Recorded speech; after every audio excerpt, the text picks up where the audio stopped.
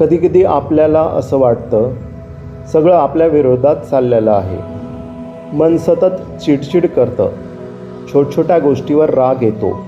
लोक आपल्याला नावं ठेवतात.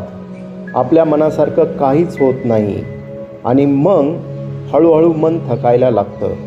पण थांबा, एक गोष्ट लक्षात ठेवा. वाद करून, राग करून आणि मोठ्याने बोलून कधीच शांतता मिळत नाही.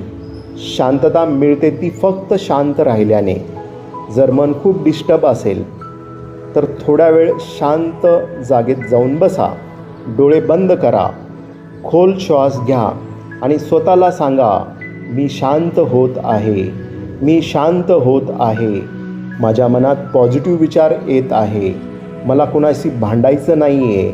मी प्रेमाने बोलणार. मनाला आता माझ्या हलकं आणि शांत वाटत आहे. मेडिटेशन म्हणजे फक्त डोळे बंद करणं नाही, तर स्वतःला समजून घेणं आहे. मेडिटेशन म्हणजे डोळे बंद करणं नाही, तर स्वतःला समजून घेणं आहे. आपल्या चुका ओळखणं आहे.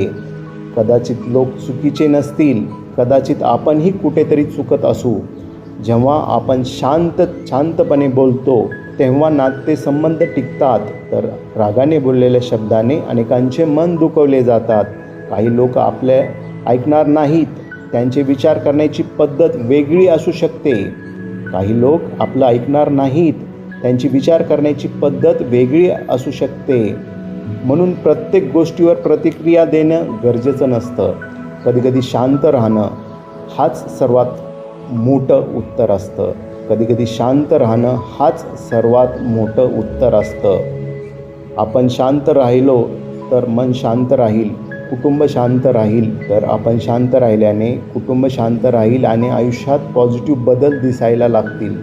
दररोज थोडा वेळ मेडिटेशन करा, व्यायाम करा, निसर्गात फिरा.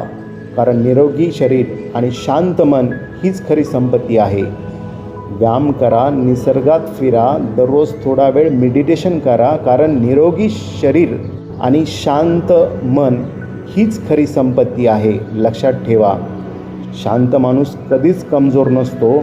तो स्वतःवर नियंत्रण ठेवणारा सर्वात मजबूत माणूस असतो. धन्यवाद.